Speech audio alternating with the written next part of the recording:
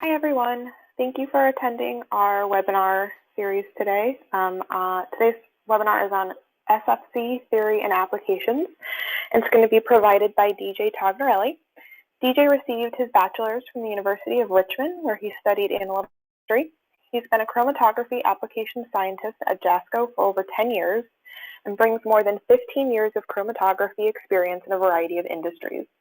He's given numerous university guest lectures and seminars on supercritical fluid chromatography and other chromatography topics. So whenever you're ready, DJ, if you want to start. Alrighty, I appreciate everyone joining. I know a lot of us are used to this more in person at conferences and such, but of course, unique scenarios going on, and we hope all of you are safe as well as your families. So continuing the JASCO seminar series, I'm going to talk, as Leah said, about supercritical fluid chromatography, a little bit about the theory, the design behind the instruments, and then at the end, the applications where people are using SFC. First, I want to just mention JASCO, a little bit about our history if you're not familiar with us. We started in 1958, and a couple of our founding members, one of which was a famous physicist, and another won a Nobel Prize that he shared with Richard Feynman, 1965. I'm sure you might be familiar with Richard Feynman's name. Our offices are in where everything is manufactured, just outside of Tokyo in Japan. And in 1972, we came to the US for the first time, offering all of our products. And that same year, we released our chromatography product line. You can see a picture down to the right of that. A little more pertinent to this talk, in 1985 is when we first came out with a dynamic back pressure regulator, and that was the first of its kind, which I'll talk about how important that is to SFC in later slides. Outside of the HPLC and SFC chromatography realm, we also make a wide variety of spectroscopy products, FTIR, Raman, UV-Vis, fluorescence, circodichroism, and others. So a little overview of what I'm going to talk about today. I've broken it down into 3 sections. The first one is just going to introduce supercritical fluids and SFC. The second will go into the instrumentation a little bit, what it can do for you, and the unique capabilities it offers. And the third section will be discussing applications where SFC is being used, which industries, etc. So section 1. So first we want to introduce what a supercritical fluid is. And if you remember back to your general chemistry days, probably one of the first couple of things you might have learned is a phase diagram. And what we have, of course, in a phase diagram, it plots out our solids, our liquids, and our gases, what temperatures and pressures are involved in order for those states to occur. In this particular one that we're showing, it's for carbon dioxide. So once we get up to a certain pressure and temperature to a critical point, that is 7.29 megapascal and 31.3 degrees Celsius, beyond that, we have what's called a supercritical fluid. It's not a liquid, it's not a gas, and I'll talk a little bit more about what it is shortly. So just to show a few other compounds that could be used as a supercritical fluid and the requirements of their temperature and pressure to do so. You'll see CO2 here with its fairly modest 31 degrees and 7.38 megapascal requirement for it to be supercritical. If we look at the rest of them, a lot of them either have a much higher temperature requirement or a much higher pressure requirement, making them more difficult to attain that supercritical state, meaning the instrumentation involved would be a little more difficult to provide. If you look just under CO2 nitrous oxide, which you'll probably be familiar with if you've gone to the dentist anytime recently as laughing gas, has very similar temperature and pressure requirements, but nitrous oxide is a little more controlled and certainly is a little more rare, so it's going to be more expensive than carbon dioxide should someone think of using that for it. But in about 90, probably 99% of all supercritical chromatography or extraction, carbon dioxide is what people use. Now, why is that? So as you're probably very familiar, and you just saw, it has a low critical point for pressure and for temperature. It's non-toxic, non-flammable, and inexpensive.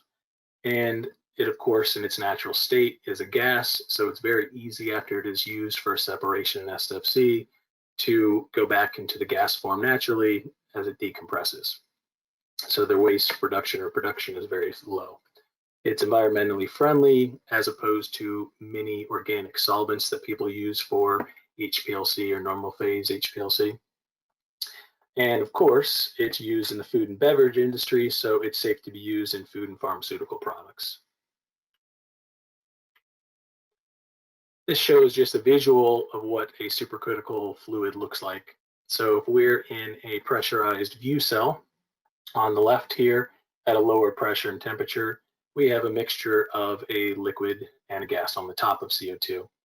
As we increase that pressure and temperature, we get to the critical point, again, 72 bar, 7.29 megapascal, 31 degrees Celsius, and we have Rayleigh scattering occurring.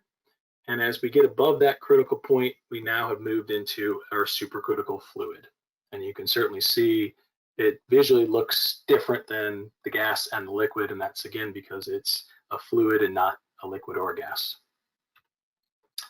So a little bit about the properties of supercritical fluids and what makes them not liquids and not gases. In evaluating and looking at the diffusivity, density, and viscosity, we can compare those to gases and liquids. The diffusivity and density, as you can see, is more similar to a liquid, so it's liquid-like in those. But if you look at the viscosity, it's very much like a gas. So again, neither fits both of those, and it's its own fluid. What that means is the diffusivity and density, like a liquid, allows us to dissolve samples and carry samples through an HPLC, like an HPLC liquid does. But that low viscosity, like a gas, allows us to pump at a much higher flow rate without having the high pressures that might be associated with a more viscous liquid. If we look and you consider your Van Diepter curves from your HPLC days, as we want to measure the efficiency of a separation in HPLC, the Van Diepter curve shows us the theoretical plate height in your column compared to the linear velocity or flow rate. As in HPLC, we get to an optimal flow rate range, giving us the maximum theoretical plates. As we increase that flow rate, that linear velocity, we start to lose that separation capability, and it gets poor as we go too high. What's unique about SFC, as you can see in the Van Diepter curve plot, we get down to that optimal area, but it flattens out, it's much more broad, which allows us to actually run at higher flow rates without sacrificing that separation power. And that's what is one of the big advantages of SFC compared to the curve you see of HPLC. Because of that low pressure, because of that low viscosity, we can pump at faster flow rates, but it also means we can look at smaller particle columns. If you're familiar with HPLC enough, you obviously know that 5 micron is probably the most widely used column particle size out there for HPLC. But if you look at the Van Diepter curve here, it also starts to increase as you go too fast in flow rate and you lose performance. As you go down in particle size to 3.5, you see it gets a little flatter, holds on, so you can pump a little bit faster without losing that efficiency. And if you get down to 1.8, you see this orange line barely moves as you go faster and faster in flow rate. But as you'd expect, and if you've used UHPLC with a 1.8 micron very small particle, pumping at a high flow rate means extremely high pressure. Because of SFC and its low viscosity, we can still pump at that high flow rate with the smaller particles, taking advantage of both this type of Van Diepter curve from the column, as well as the Van Diepter curve naturally occurring in SFC, allowing us to do faster flow rates and faster results. So talking a little bit about those advantages of SFC. So we'll go through a few of these and show some examples. SFC is a normal phase technique where CO2 replaces hexane. So if you've done normal phase with hexane, CO2 is essentially a direct replacement when you're doing SFC. And as I just showed with the Van Diepter curves, you get a faster separation, a shorter analysis time. A lot of times that's 3 to 5 times faster than HPLC, and oftentimes a similar speed to UHPLC. This here shows an example of that normal phase comparison. If we look at a chiral separation of 2 enantiomers in normal phase using hexane isopropanol, we run at a flow rate of 0.5 mils per minute, and that's essentially the maximum just because we can't go any higher based on our pressure limitations. And it takes about 11 minutes for that separation to occur. If we switch over to SFC, what you'll first notice, hopefully, is that the column is the exact same column. And we've only switched over to CO2 with methanol as our modifier now. We pump at a much higher flow rate because we can, and now we cut that separation in half, but achieving that same resolution. If we then go further and increase that flow rate, but we actually shorten the column, we can get that separation down about 10 times faster than we did in normal phase. But again, excellent resolution because that Van Dienter curve shows us that we can achieve as good efficiency even at faster flow rates with SFC. Looking at that faster performance, if we look at analytical and preparative flow rates, with a 4.6 millimeter standard HPLC column, you'd be running around 1 mil per minute. In SFC, we're going to run that around 5 mils per minute. If we go all the way up to the preparative, 20 or 30 millimeter columns, we're running those at 20 or 40 mils per minute. When we go over to SFC, those same size columns are going to be run at 70 to 150 mils a minute. So you'd imagine those flow rates, of course, are going to give us 3 to 5 times faster separations, meaning shorter analysis times. In SFC, it's easy to remove the mobile phase. As you know, CO2 is naturally in the gas form, so once we're out of that SFC system, that CO2 goes back into the gas, only leaving our co-solvent, which is typically an alcohol. And because of that, we're using up to 95% solvent, which means cost savings as we don't need to purchase as much and, of course, dispose of that waste. So let's look at a few examples of that. Vitamin E, in this case, was run an analytical and was going to be scaled up for a preparative purification. You can see we're doing a normal phase with hexane as your A solvent on a silica column at 1 mil per minute. We then, on the SFC, run the same or different silica column at 3 mils per minute. And we achieve a separation that's about half the time, 14 minutes to about 8 minutes, which is faster but not overly impressive until you look at the amount of solvent and time it would take when that gets scaled up to preparative. 14 minutes versus 8 minutes. But when you scale that up to purify 1 gram of material that was done, it took 23 hours on the HPLC and 13 hours on the SFC, so roughly about half the time. The flow rates you can see when they're scaled up to the larger column was 19 and 60. And the biggest you'll notice in the bold here is the solvent cost and savings. On the HPLC, because it's all liquid with hexane, there was 26 liters of solvent used that cost $2,300 compared to under 10 liters for the SFC that cost $1,600. So in about a day's time of work, $1,000 was saved by running SFC over HPLC, and that does not include solvent disposal costs, which oftentimes can be even more expensive. Another example of this, if we look at polymer additives. In this case, it's a reverse phase type separation using a C18 column with methanol and water as your main mobile phase, and a gradient was performed. In SFC, using a silica column, 3 mils a minute, we get a separation of about 8 minutes compared to about 42 minutes on the HPLC.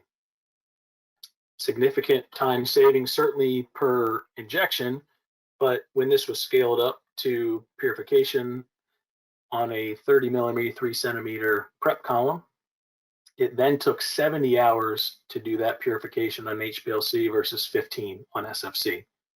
You see the relative flow rates of 42 versus 136, which is the main reason why it was much shorter on SFC. But the most significant here is notice the solvent used. On HPLC, 267 liters of solvent was used, costing almost $27,000 just for the solvent, and only 21 liters was used in SFC, which only cost about $4,000. Significant cost savings over that time in this purification, and again, solvent disposal is not included in those costs, which would of course make them even more significant. Continuing on the advantages, there's higher selectivity for chiral separations, especially because we have a wide variety of columns and co-solvents that can be used in SFC. And the nature of that supercritical CO2, that density, that low viscosity, it's much more gentle on the column. So column lifetimes are much longer than HPLC. So looking at those solvents and columns that can be used, if we first focus on reverse phase, you certainly see our most common column used in reverse phase, C18, is in the list, as well as a few others. And on the solvent side, water is your A mobile phase, as well as your B typical alcohols, and most commonly acetonitrile. If we then switch to normal phase, we look at the columns. Of course, you get a wider range of columns: silica, 2-ethylpyridine, cyanos. And if you look at your solvents, your typical A solvent in normal phase would be a hexane or a heptane, and then your co-solvents are listed down below as well, none of which are overly friendly to work with, of course. Now, if we look at the SFC as a wider range, you can see that actually covers the entire column range that can be used. So any of those columns can be used on an SFC, and the solvents that are shown as well can be used. You'll notice the only one that is not included in the SFC list is water.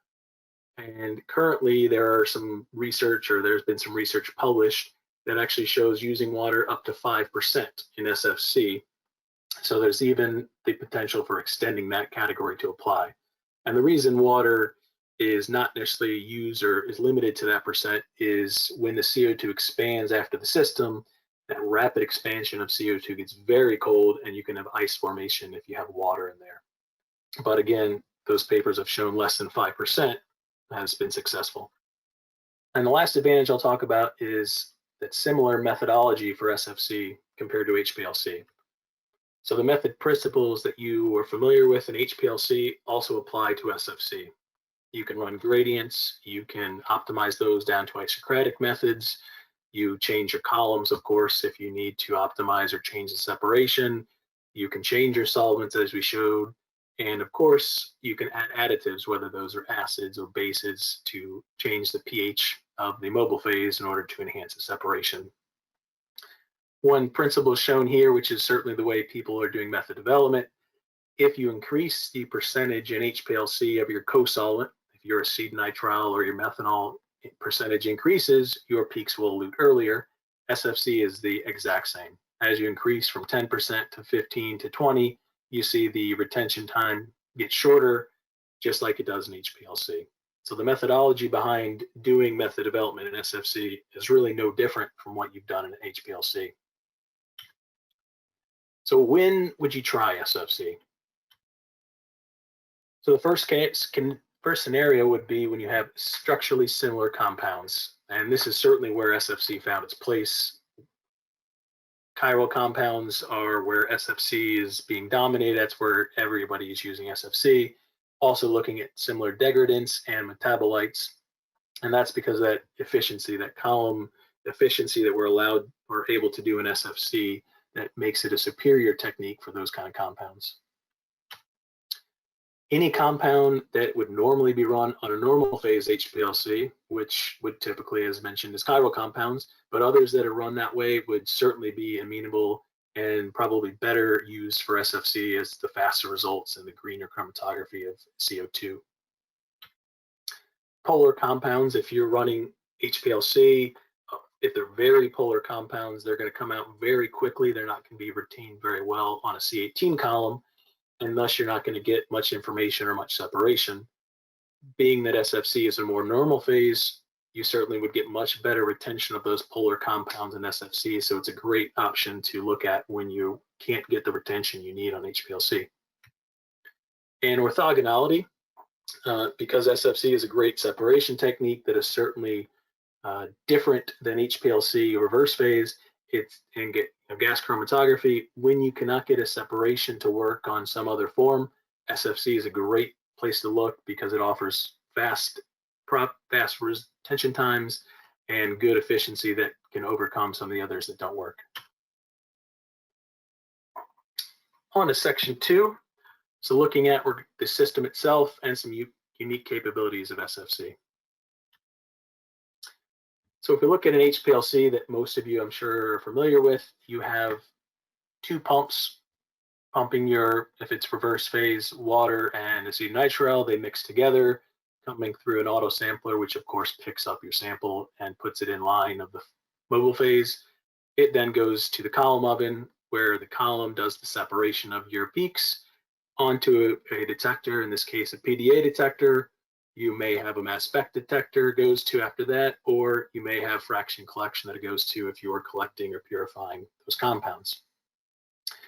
Now, how is SFC different? So there's 3 main differences on an SFC. The first of which, your A pump is going to be pumping CO2, not a liquid of water or hexane. So we'll talk about how that's different. If we look down the stream, the system, your components are very similar, if not the same, until you get to the detector. And on the detector, a high pressure flow cell is required.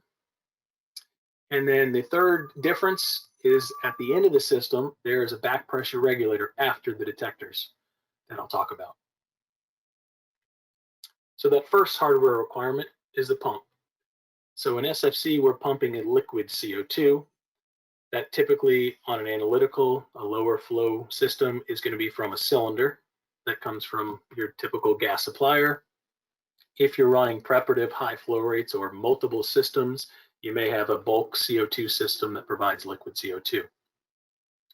In order to maintain that liquid state of CO2, we must cool that pump head. And that's the big difference of these pumps versus a standard pump. On an analytical pump, we're going to have a Peltier that cools that pump head. On a larger preparative pump, we're going to have a recirculating chiller that provides that cooling needed to keep that liquid CO2. Otherwise, the pump heads, the check valves, all that, the same principles apply that you would be used to in HPLC. So let's look at a little visual to kind of show you what I'm talking about. So this is an analytical CO2 pump. You see here at the bottom is where our Peltier is located. That's what's doing the cooling. And that cools the pump head down to -10 degrees Celsius. To the right here is our insulated cooling block. When this pump is in operation, this would be covering and insulating the pump head so that we, of course, can maintain that -10 degrees. If we look over on the right, we now have a larger preparative pump. In this case, here is our cooling head, and connected to that would be a recirculating chiller that is providing cooled refrigerant to maintain that -10 degrees so that we maintain liquid CO2. One other thing that we point out is these automatic shutoff valves that automatically open and close when the pump is turned on and turned off. And that is to shut off the CO2 from the rest of the system so that we don't have any constant flow of CO2 when we're not using the system. So you saw on the last slide -10 degrees, and I'll explain why that's an important temperature to look at. This plot here is the CO2 density, looking at the density on the left compared to the pressure on the bottom. And if you were to purchase a standard dip tube cylinder, you're going to get that to be about 6.5 megapascals of pressure as the default. And if you follow that line right up the chart, that puts us, if we're at -10 in the purple, at a density of 1. And the reason we do that -10 is for that reason. At a density of 1, we know that our CO2 that is being pumped is accurately being pumped at the flow rate we tell it, as opposed to if we are running at a warmer temperature of 0 or 10 degrees, you can see our density changes down to about 0.9 at 10 degrees, which means we're only getting about 90% of that CO2. So we're getting less actual CO2 than we'd expect. So we either need to compensate for that, or we just need to know that we're actually pumping 90% of that we want to pump of CO2. In our case, we keep it at -10 so that we know we are getting the CO2 we want at the 1 density of 1 at 100%. The second requirement mentioned is the detector flow cell.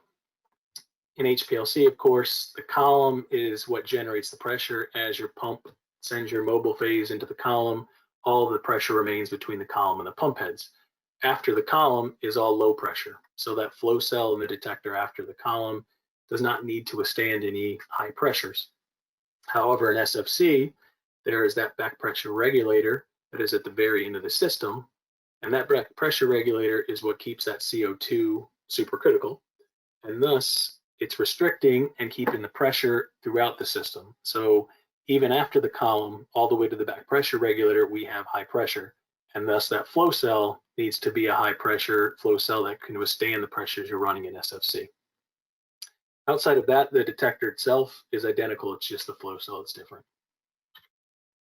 So if we look here, just a picture of that, you look at an HPLC detector, you remove a flow cell, and you put in a compatible SFC flow cell to perform SFC.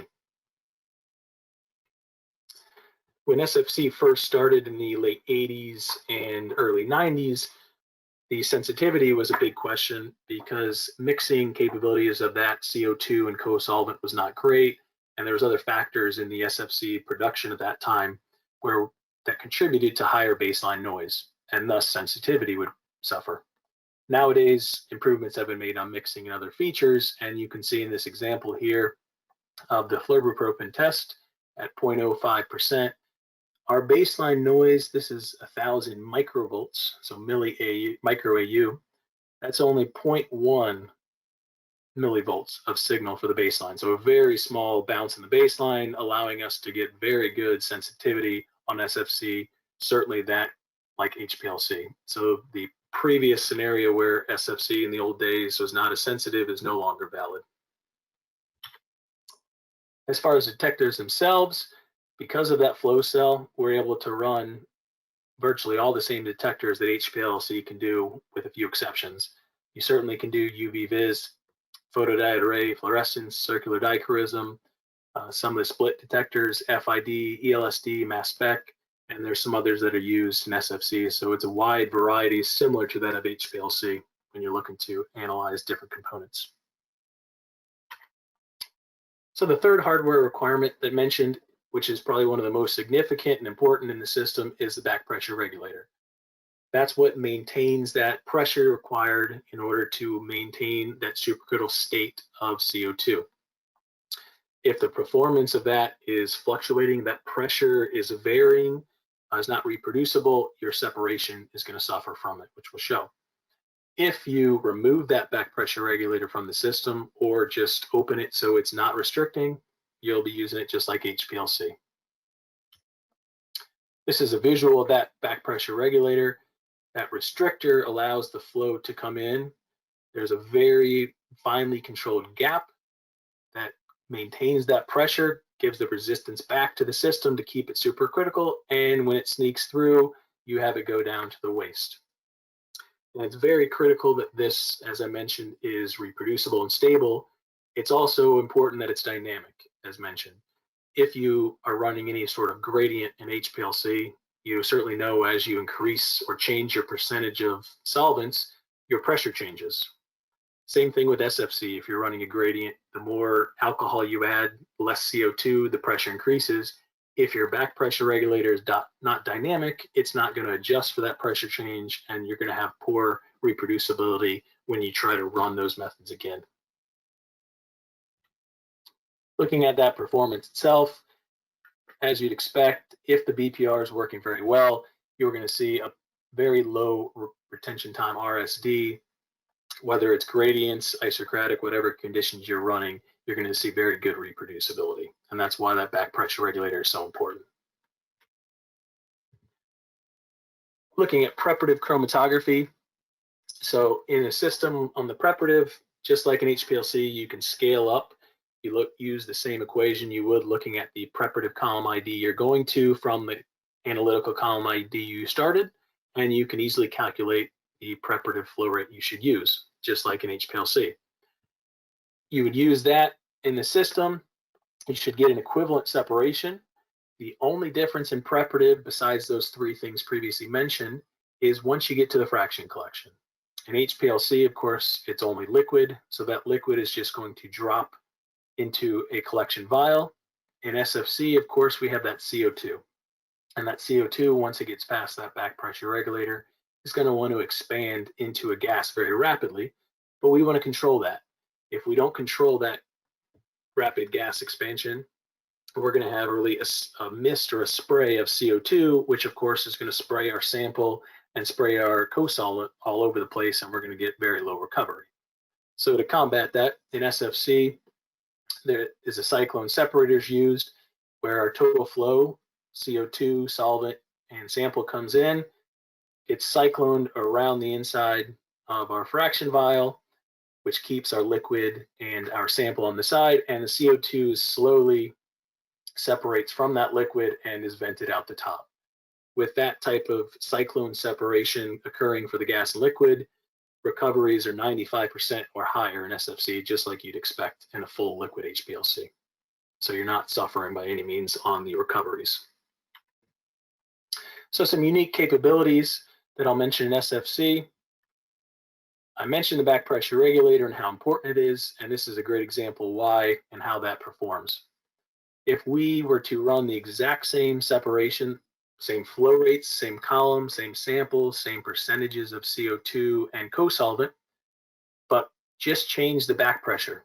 So that back pressure regulator, what we set the pressure to, again, for CO2, the requirement is 7.38 megapascal. 10, as you see here, is the most typical. But if that were to change in each of our separations, you can see that significantly changes our retention time just by changing that back pressure. So that shows you how important that regulation is. If it's fluctuating, you're going to have your peak retention times fluctuating as well. What that allows you to do, though, is it gives you an extra parameter that you can play with in SFC that you don't have in HPLC. And the reason it is changing is it's changing the density of that CO2, and that's what causes the difference in retention time and elution. In SFC, with a large variety of columns, especially in the chiral realm, if you're used to that, you try many columns and you hope that one works. It's a screening process because unless a chiral compound has been run on a chiral column and someone can tell you which one to use, it's nearly impossible to predict which column to use. And thus you screen a bunch and you hope one column will be giving you some separation. In SFC, we can actually increase that throughput by a parallel system where you split that sample and flow rate between 4 or 5 columns. That allows you to simultaneously run your sample through them, and obviously gives you 4 to 5 times the throughput that you would get if you just ran one column at a time. You see a little example down here. If 4 columns were run, we can see column 2 and column 4 are not very good, but we could certainly use column 1 or column 3 to further the separation or to scale up in prep. In preparative, stacked injections is a feature that most everyone's going to use in SFC to increase your throughput and reduce your purification time. In a normal separation, you'll do an injection, you'll wait for your peaks to come out, you'll collect them, whether that's manually or automatically in the system, and after that last peak, you'll do an injection. Eventually your peaks will come out, you'll collect them, you'll do another injection, and you'll collect those peaks, and this will continue on. But what you're missing is each of these times you have to wait for those peaks to come out, which means more solvent, more analysis time required, longer purification times.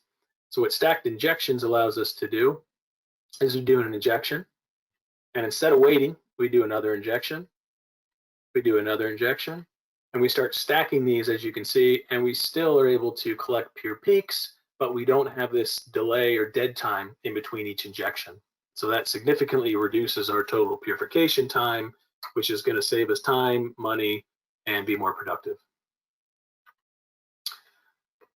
Section 3, applications. So we've learned what a supercritical fluid is, the advantages of SFC, more about the system and the performance and what makes it an SFC, and where do people use it. So applications, if you're familiar with SFC, you know there's a lot of them, a lot of industries using it. If you're not familiar, you may be surprised at how many different areas SFC is being used. By far, pharmaceuticals are the most common or are the biggest customers, users of it, as they're doing chiral purifications, but that's gone more into achiral as well. Natural products are certainly being used, especially the cannabis industry, which is pretty popular right now. Food industry, pesticides, all of these have SFC being used in them now, and that's probably going to expand further as more and more people learn what SFC is and start to take advantage of its capabilities. So I'll talk a little bit about each of these industries and how they're using SFC. So in the pharmaceutical world, they're doing both achiral and chiral molecules for analysis, but also purification. And there's a study, there's actually been quite a few papers showing the comparison of LC and SFC in the pharma realm to see how well they compare. In this particular one, David Pinkston screened over 2,000 compounds in a library of purification, looking at SFCMS and LCMS, just to see which were detected and eluted and detected from each of them. As you can see, 87% of those 2,153 were eluted and detected on SFCMS compared to 90%. So very, very close to each other. When you look at the SFC method time, it was only 4 minutes, so quite fast. And the LC was quite fast as well at only 6 minutes. However, when you multiply that by over 2,000 compounds, even though it's only 2 minutes per run different, that added up to nearly 3 additional days to run that same analysis of the 2,000 compounds, showing how much faster SFC can be. If you're looking at chiral purifications, as I mentioned, if you're doing chiral screening, you run through a lot of columns and you hope one of them will give you good resolution of your enantiomers. But that's not always the case. Certainly, you exhaust the columns you have, and this might be the best separation you get. You get a little bit, but not full resolution. Without any more things to try, you will have to scale up to preparative. In doing so, you're going to cut your peaks down the middle. As you can see by the deconvolution, peak 1 is going to tail a little bit into peak 2, and a little bit of peak 2 might front into peak 1. So what that means when you collect these fractions, if your purity of the first one is shown on the analytical to be 98%, you just get a little bit of peak 2 in it, but with a tail of your peak 1, you're going to get only 93% purity on fraction 2, which oftentimes is not quite high enough to do a deductive study or to carry that on to the next stage in the pharma world. So what can we do about that? We can look at one of the detector options that we have is the CD detector in SFC. So if we look at that same UV signal, but if we look at the CD, which is circular dichroism, and it's a differential absorption of right-handed and left-handed circularly polarized light, and that's going to detect only enantiomers that have chiral centers because of that differential absorption. Any neutral component's not going to show up. But what it shows us here is that differential absorption, one enantiomer is going to absorb the right-handed circularly polarized light, giving us a positive, and one is going to absorb the left-handed circularly polarized light, giving us a negative peak. So what does that do for us? If we were to then calculate the ratio of that change in the CD signal to the change in the UV, we get this plot here. And when that change, that ratio is constant, as you see by a flat line, that means our peaks are pure. We have one enantiomer present. When we have that mixture in the middle, you see this diagonal line, and that's because our UV starts to go down, but it starts to go back up, where our CD now crosses the baseline, so our rates are changing at a different ratio, and thus we get a diagonal line. Once we reach a pure enantiomer 2, we get an equivalent ratio of change of CD and UV, we get a flat line. If we take that over to fraction collection, we now know exactly where to cut our fractions for purity purposes. So we have fraction 1, fraction 2, and fraction 3. If we then take those to the analytical system and compare them, we now see 99.8% purity for fraction 1 and 99.6% for fraction 3. So capability of getting extremely high purity without achieving baseline separation is possible, which is certainly a big advantage when you need it. Another chiral example, if we're looking at some isomers, isomer A and isomer B, both of course have the same mass. Isomer B has a chiral center to it. We run the UV in our preparative purification. We see 4 peaks. We know it's a racemic mixture, so the customer isn't sure which of the 3 big peaks is the enantiomer, 2 enantiomers, and which one's the isomer. This small peak they assume is the impurity. They look at the mass spec, being isomers, that doesn't help because they're all the same mass. They certainly can identify the bottom one is their impurity, that small peak.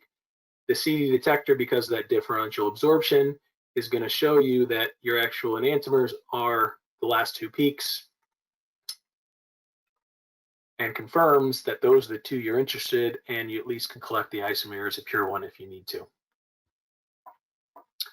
Switching the pharmaceutical to more of a in vitro metabolism study, verapamil is a channel blocker that's used for hypertension and other diseases and conditions.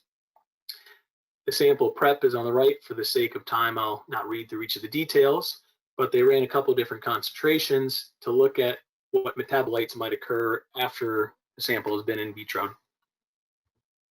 They first run the standard just to confirm the separation of your 2 enantiomers of verapamil, of course the associated masses with them.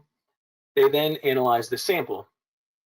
They confirm both of those verapamil enantiomers are present, but of course they see additional peaks as you'd expect in an actual sample. They analyze those further on the mass spec and identify those as the metabolites, the second and first pair of metabolites of verapamil. So SFC in this case is showing some in vitro studies that are capable if you combine it with MSMS. Similarly, you can look at potency in the pharma world. If you're looking at enantiomers, even though they're virtually identical, they have very different properties when they're used to treat certain symptoms. Some of you are probably familiar with back in the day, before we knew much about enantiomers, thalidomide was one used for nausea and morning sickness, but one enantiomer was great at treating that. The other one would cause birth defects in children. So obviously from then on, they started looking at the enantiomers as independent, and you have to identify and show the potency or the effects of each one individually in the pharma world before a drug can be produced. In this case, thankfully, warfarin, the S and the R don't have those effects, but the S is more potent. So they wanted to look at the study on how well this is dissolved in the body and how those enantiomers, which ones are in the body and the bloodstream. So in this case, they ran the separation of the standard to confirm they have the conditions of your enantiomer separation. Down below, they take a blood sample that was from a patient, and he'd taken 1.75 milligram pill of warfarin to control his blood pressure. And they then, as it talks below, they prepare the sample, of course, before it goes into the SFC. They run a 1 milligram standard pill to get a calibration curve as shown below. And in running the customer sample, they can confirm that 1.63 mgs of that warfarin of the 1.75 are actually seen in the bloodstream. So it's a pretty good, that tablet is obviously released in the body, is breaking down enough of that to get into the bloodstream. So switching away from pharma, there's certainly polymer uses for SFC and SFE in this case, both qualitative and quantitative capabilities. In looking at these polymer additives on the left, the customer had sent us in these standards as they knew those should be present in their polymer films. We first ran the SFC separation to try to get obviously a resolution between these standards they provided so that we could identify them down the road after an extraction. What you'll notice is we're actually using a C18. So again, that column expansion, that diversity of columns you can use is quite useful because you can get some columns that work well for different separations in SFC that might not otherwise work in normal phase or other techniques. So once we ran these standards, we then created calibration curves so that we can quantitate each of those polymer additives after the extraction.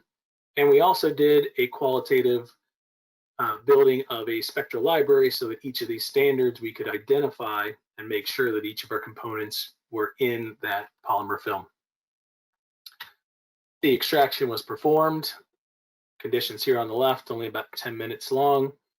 We then rerun that fraction that was collected after the extraction on the analytical SFC. We can first identify and make sure, obviously, our peaks are what they are based on retention time, as well as our spectral library.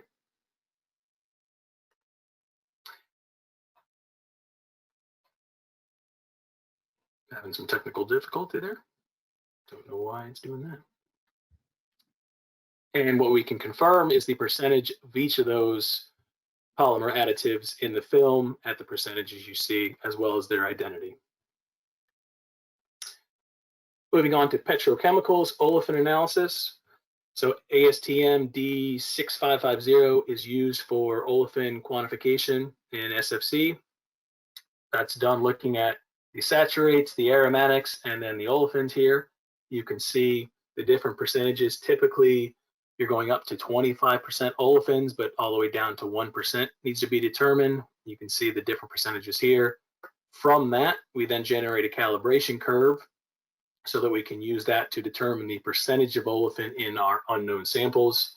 We then run any commercial gasoline. In this case, this one shows a 1% olefin percentage in there. Similar in the petrochemical industry, of course, there's diesel analysis. There's ASTM 5186 that is looking at diesel, and that one's just looking at the non-aromatics versus the aromatics.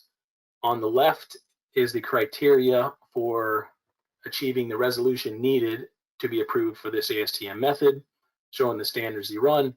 Once that has been approved, you then can run your commercially available gasoline or your products and determine your aromatics and non-aromatics. In this case, 59% and 40, almost 41% aromatics, and 59 for the non-aromatics. Environmental, pesticides can be run as well. HPLC is certainly very common for this, but this is just to show the capabilities of SFC expanding beyond.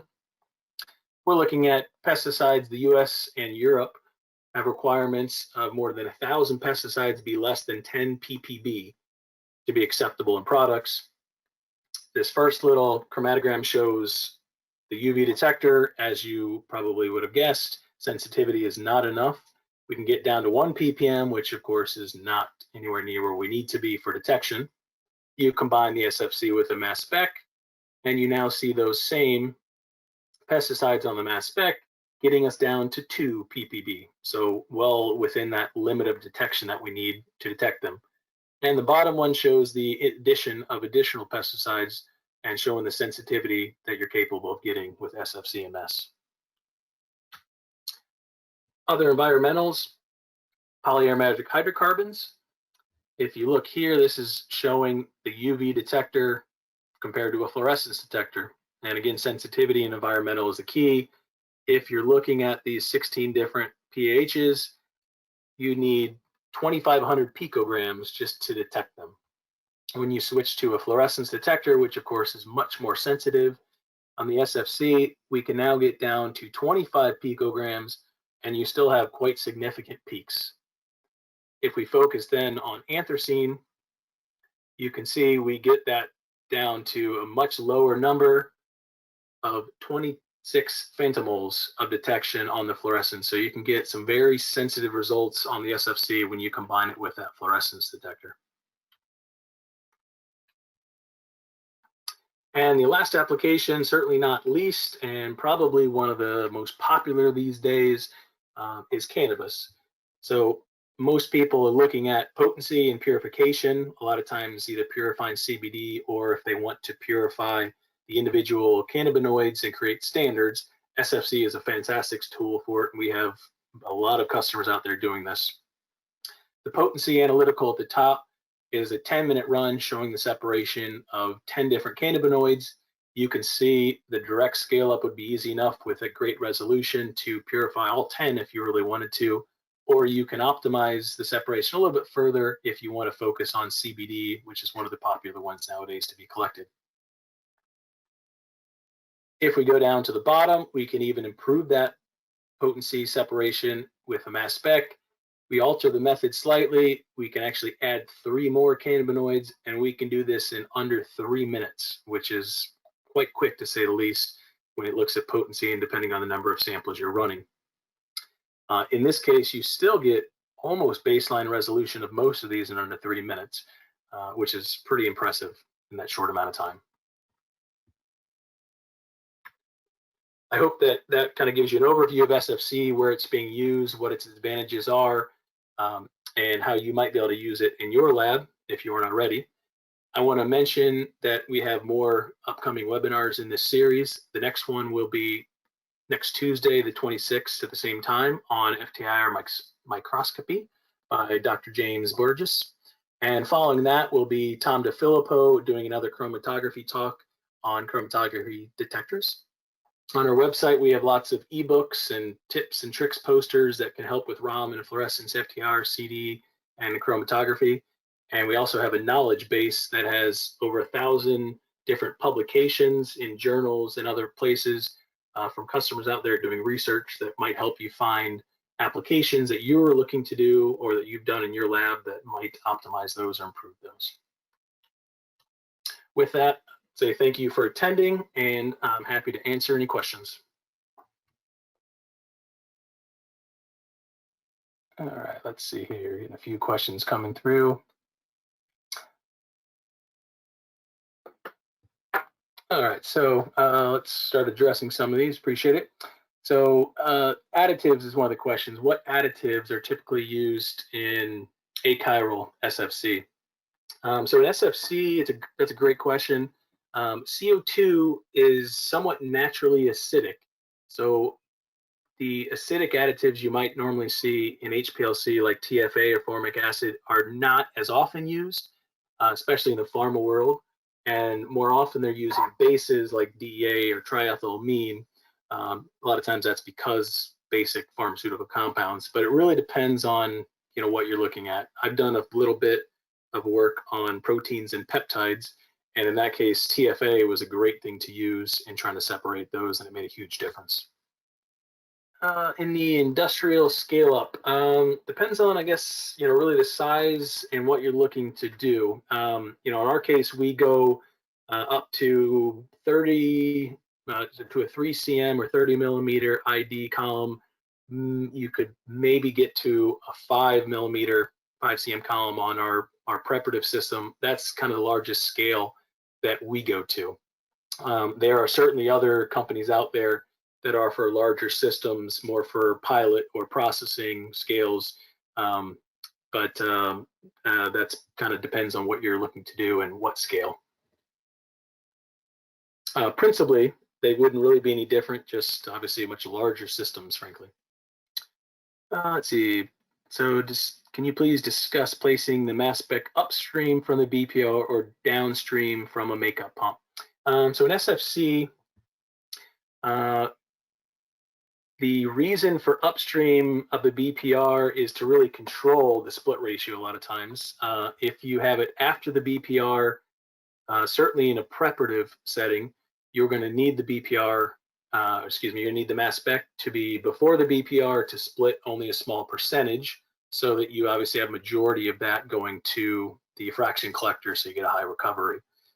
In analytical, you could put the mass spec before or after the BPR, depending on how much you want going to it.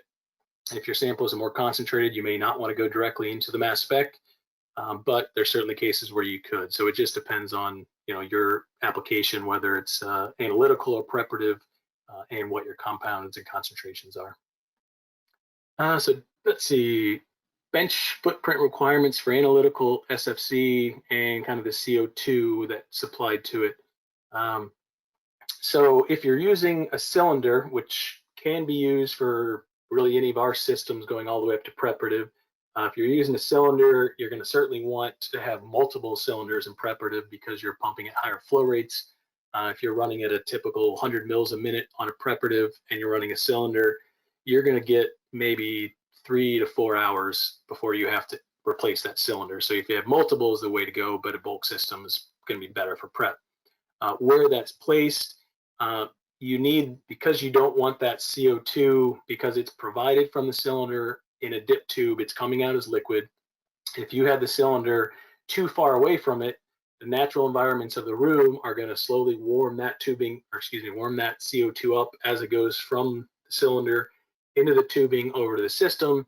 And if it's too far away, you're going to have basically some gassing out, or it's going to lose that liquid nature, and you're going to have essentially what looks like air bubbles in HPLC. So you'll get kind of a mixture of good air, good CO2, but you'll have some gaseous CO2, and you'll really get some strange chromatography because you're not getting good CO2 provided. So in our case, we recommend you get it 6 feet or less from the system, but it really depends on kind of your source of CO2.